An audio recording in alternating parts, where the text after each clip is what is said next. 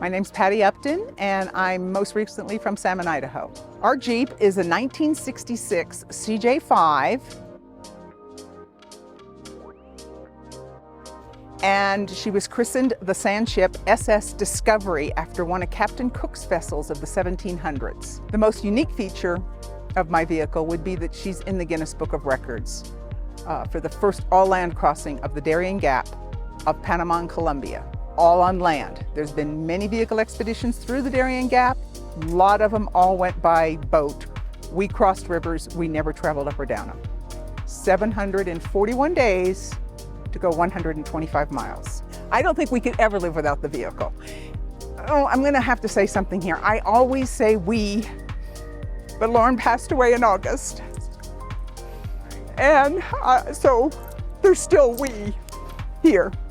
Our goal for the vehicle was to take one American-made vehicle around the world on a north-south course. There is a land route from the tip of Alaska, Prudhoe Bay, Alaska, to the tip of South America, including the Darién Gap. Shipping to South Africa was the only legitimate water barrier, and there is a land route from the tip of South Africa all the way to Gamvik, Norway. So we did that. She has gone around the world, all on land, except for the South Atlantic. It was over 5 years from the beginning of it at Prudhoe Bay to when we finished on the 4th of July, 1989 at Gamvik, Norway. Determination was big with Loren. Perseverance was another one of his fortitudes.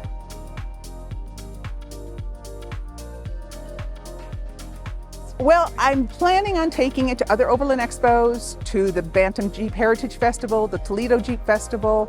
There's one I found out about in Idaho Falls that I'll be taking her to. I want to get her story out there. I want to get her story told. I want to find somebody that'll look at our journals and think that there's enough material in 5 years of this expedition to write a book.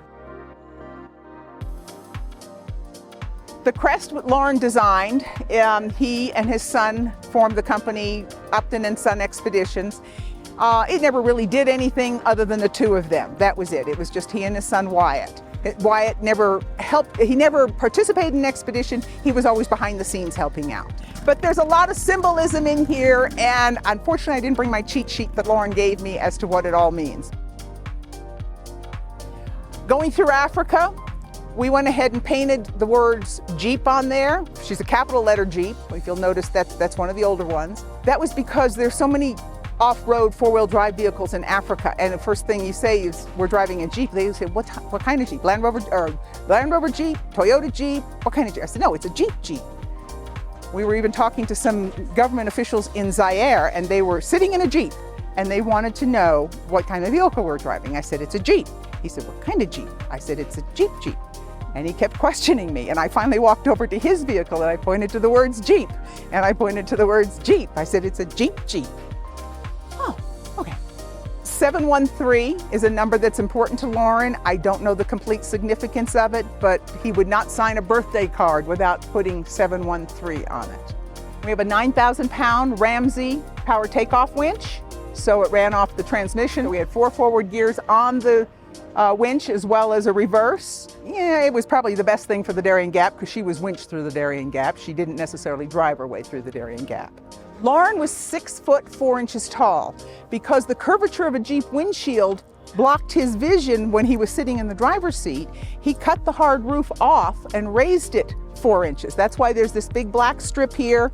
That's why there's this big metal strip on the door and this black strip back here. That's why it looks a little different, and it is also considered very top heavy because of that. The rack on the roof was a rack where we had spare tire mounted, water jugs, tarp, you name it. There was various things. He could stand up there. That comes off and attaches to the side of the Jeep here and made a 4x8 table/bed. So when we made camp at night, that would be set up and we'd stand around and eat or sit on it, and then he would sleep on it. The yellow tanks were propane tanks, and these were used once we were out of the Darién Gap, and we would fill with propane because we had a propane stove for cooking that we used. The high lift jack is mounted here. The Wyeth Scott 2-ton come along is mounted here. And if you'll notice, everything has a padlock on it. There's nothing that isn't locked down with a key. Doors are locked, hood is locked, everything has a key on it. The 2 tin boxes you see here in the tailgate, they are where we stored all our food supplies, the cooking stove, pots and pans, that sort of thing. They're both identical. This one was named the SS Nile Queen, and that's because we broke down in Sudan, in the middle of the desert, in the middle of summer, with no idea where the Nile River was. And the last person we saw was 90 miles back. So we realized we were going to be in a survival situation. The Nile still had my husband was able to hike up to a nearby mountain and see that the Nile had a good current. He said, we're going to build a raft and float out of here. So the tin box was taken out, her seams were sealed with silicone sealant, built a frame with some brush, had empty plastic jerry cans we put on as outriggers. We held on to our raft and floated in the water for 2.5 days before we found some form of civilization to get us to a village, to get us to a train, to get us back to Khartoum to order axle shafts. So that's the SS survival ship Nile Queen.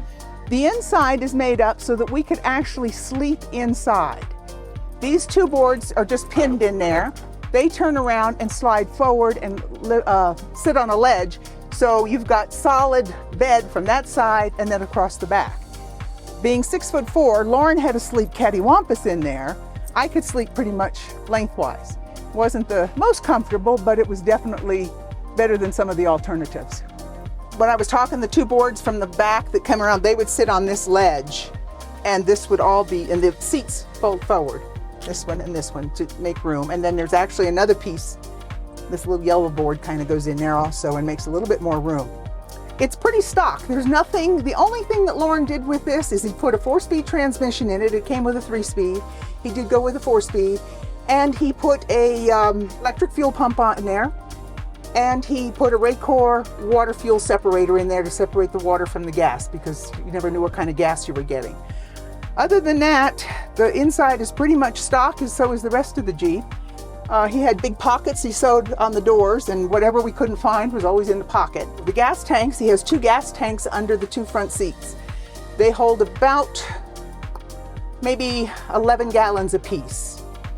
And then there's a rear tank that holds another, I think, 14 gallons. My husband could no longer drive. So I was the one that had to learn to drive it. I'd been behind the wheel when we were winching, but I never drove it. How do you like to drive it now? It's not bad. I'm getting used to it. The fact that it doesn't have power brakes is a little spooky, and I just have to be careful. But no, of course it rides really rough. But